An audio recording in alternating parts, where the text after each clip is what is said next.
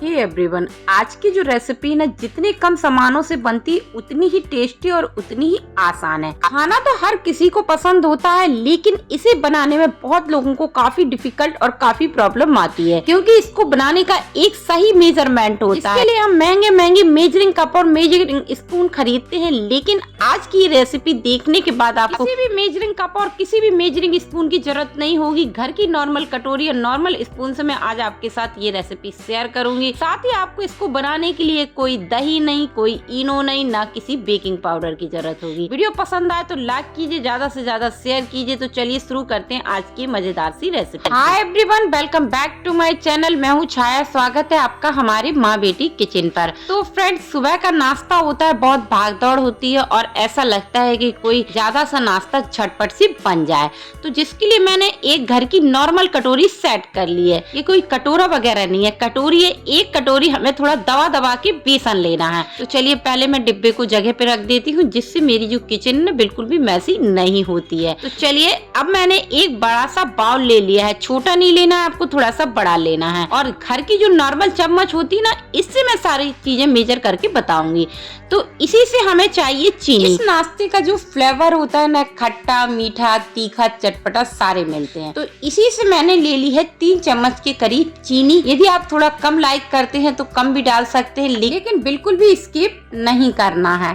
अब इसी के साथ मैंने लिया है इस पर नमक आधा चम्मच, या तो स्वाद के अनुसार। अब ये है साइट्रिक एसिड, जो हर किसी किराने की दुकान पर मिल जाता है। हमें इस तरीके से लेबल करके लेना है।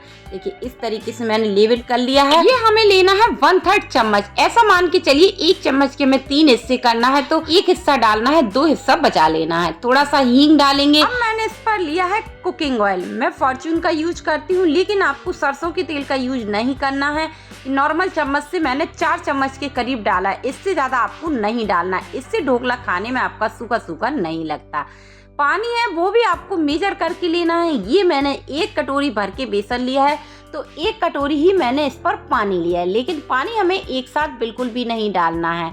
तो मैंने पहले थोड़ा सा पानी डाला है, आधा, और इसको मैं अभी साइड पर रख लेती हूँ। और हम इसे अच्छे से मिक्स कर लेते हैं तब तक जब तक ये चीनी हमारी खुल नहीं जाती। तो इस स्टेप को आपको बिल्कुल से भी स्किप नहीं करना है। ऑयल वगैरह और सारी चीजें हमारी अच्छे से मिक्स हो जाती हैं। वैसे तो मैं बेसन को हमेशा छान कर ही डिब्बे पर भरती हूँ, लेकिन जब भी कोई रेसिपी बनाती हूँ तो एक बार जरूर छान लेती हूँ।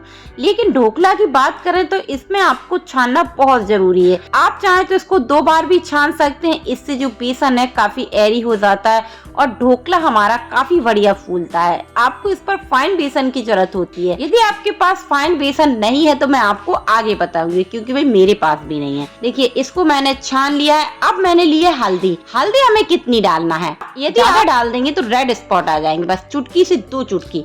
इससे ज्यादा हल्दी आपको बिल्कुल भी नहीं डालना है, वरना रेड स्पॉट आ जाते हैं। अब हम इसको अच्छे से मिला देते हैं। एक साथ आपको पानी नहीं डालना है और बहुत सारी हल्दी नहीं डालना है, इस बात का आपको ध्यान रखना है। देखिए सारी चीजें हमारी अच्छे से मिल गई हैं। और मैं आपको दिखाऊं कि अभी जो मिक्सचर है ना, एकदम फटा फटा हो रहा है। लेकिन इसके लिए आपको क्या करना है, हम इसको कंटिन्यू 2 से 5 मिनट तक अच्छे से फेंट लेते हैं। इससे जो मिक्सचर है ना हमारा काफी हल्का हो जाता है, और जो हमारा मोटा बेसन है ना, वो आपका इतना इफेक्ट नहीं करता है। तो देखिए अब ये बचा हुआ पानी है ना, सारा डाल देते हैं। लेकिन मैंने 2 चम्मच के करीब पानी बचा लिया है, इस बात का आपको ध्यान रखना है। सारी चीजें मेजर से करेंगे तो आपकी जो रेसिपी ना एकदम परफेक्ट बनेगी। और इसको मैंने कंटिन्यू 5 से 6 मिनट फेंटा है। लेकिन एक बात का आपको और ध्यान रखना है कि एक डायरेक्शन में ही आपको इसको फेंटना है। अब मैं आपको दिखाऊं कि ये मिक्सचर है ना, इस तरीके का, इस कंसिस्टेंसी का होना चाहिए। बैक हिस्से पर हम इस तरीके से लाइन को ड्रॉ करेंगे ना, तो देखिए मिल नहीं रही है। ऐसा मिक्सचर होगा हमारा ढोकला एकदम परफेक्ट फूलेगा।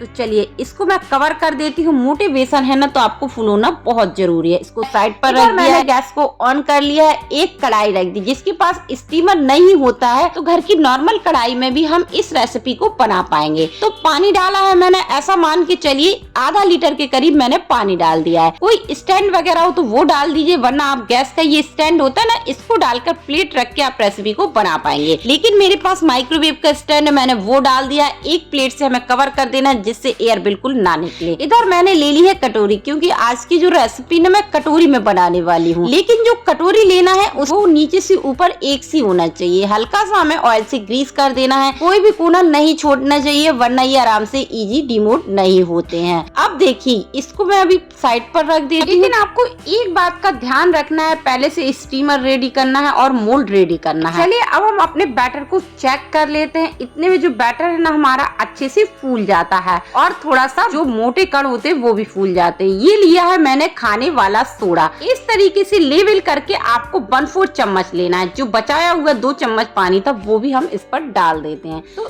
1 कटोरी बेसन में मैंने 1 कटोरी पानी का यूज किया है। इसे हमें फटाफट से 1 मिनट के करीब मिला लेना है और एक डायरेक्शन में ही हम अच्छे से मिलाएंगे। जैसे आप खाने वाला सोडा डालेंगे आप देखेंगे रिएक्शन हुआ और फ्लफी हो जाता है हमारा मिक्स। जो ढोकला होता है ना तो 80 to 90% इस स्टेज पर ही फूल जाता है। देखिए कितना फ्लफी हमारा हो चुका है। हमने पहले से मोल्ड को रेडी करके रखे थे तो मोल्ड पर हम भर देते हैं, लेकिन आपको पूरा ऊपर तक नहीं भरना है, थोड़ा खाली रखना है क्योंकि अब ये फूलेंगे। तो देखिए मैंने चारों कटोरी पर भर दिया है लेकिन ऊपर तक नहीं भरा है। आप चाहे तो किसी एक बर्तन पे भी सारे को बना सकते, कटोरियों की जरूरत नहीं है। तो चलिए अब हम अपने स्टीमर को चेक कर लेते हैं। देखिए ये जो पानी ना वो भी हमारा अच्छे से गर्म हो गया है और काफी उबाल आ रहा है। सावधानी से रखिएगा, काफी गर्म है। इसे हम 15 to 20 मिनट के लिए स्टीम कर लेते हैं। जब तक हम इसके लिए तड़का बनाते हैं हमने एक सॉस पैन रखा है। इस पर हम डालेंगे 1 छोटा चम्मच के करीब ऑयल और इसे हम गर्म होने के लिए छोड़ देते हैं।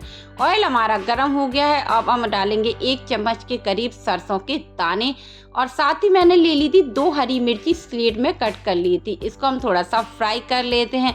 देखिए हींग हम पहले डाल चुके हैं, यदि आप नहीं डाली है तो आप इस स्टेज पर डाल सकते हैं। इसको मैंने फ्राई कर लिया है। 8 से 10 करी पत्ता है, फ्रेश है, आप सूखे हो तो सूखे भी डाल सकते हैं, नहीं है तो भाई स्किप भी कर दीजिए। अब मैंने ले लिया है 1 गिलास के करीब पानी डालेंगे। इसी के साथ नमक आधा चम्मच, टेस्ट के हिसाब से 2 चम्मच के करीब चीनी और आधा नींबू लिया है। यदि आपके पास नींबू नहीं है तो साइट्रिक एसिड का भी यूज आप इस स्टेज पर कर सकते हैं। सारी चीजों को हम अच्छे से मिला देते हैं। गैस का फ्लेम मैंने हाई रखा है और हमें इसकी कोई चाशनी वगैरह नहीं बनाना है, बस इस पर उबाल आ जाना चाहिए। देखिए सारी चीजें अच्छे से मिल चुकी हैं। इस स्टेज पर हम गैस के फ्लेम को ऑफ कर देते हैं। बस मैंने सारी चीजों को अच्छे से मिलाया है। इसे हम गैस से नीचे रख देते हैं। इतने में कटोरियां भी हमारी अच्छे से स्टीम हो गई हैं। इन्हें हम चेक करने के लिए कोई नाइफ लेते हैं, अंदर तक डालेंगे और देख रहे हैं कि एकदम क्लीन निकल रही है। इसका मतलब जो हमारी कटोरी अच्छे से कुक हो गई हैं।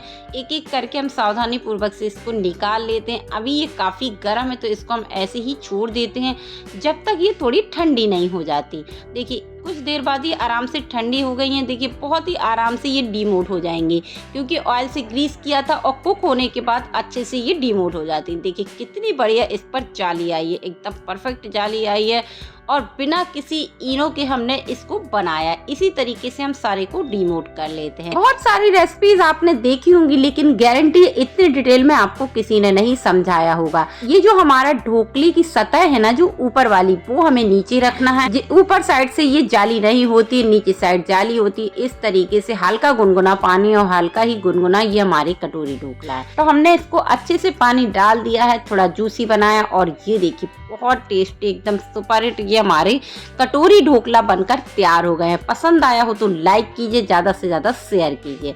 तो देखिए चलिए मैं अब आपको कट करके भी दिखाती हूँ और आप देख पा रहे हैं कि हमने हल्दी भी डाला है और कोई भी रेड स्पॉट नहीं आए हैं।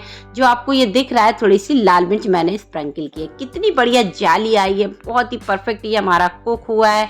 चलिए मैं आपको पास से भी दिखाऊं कि कितनी बड़ी बड़ी इस पर जाली पड़ी है। अंदर से एकदम जूस से भरा हुआ बहुत ही परफेक्ट ये हमारा कटोरी ढोकला बना है। तो एक बार फ्रेंड इस रेसिपी को ट्राई करना तो बनता है। मानिए इस रेसिपी को आपने एक बार देख लिया तो कोई रेसिपी दूसरी आपको देखने की जरूरत नहीं होगी। चैनल पर पहली बार आए हो तो सब्सक्राइब कीजिए। मिलते हैं ऐसी ही नेक्स्ट रेसिपी के साथ, तब तक के लिए बाय बाय।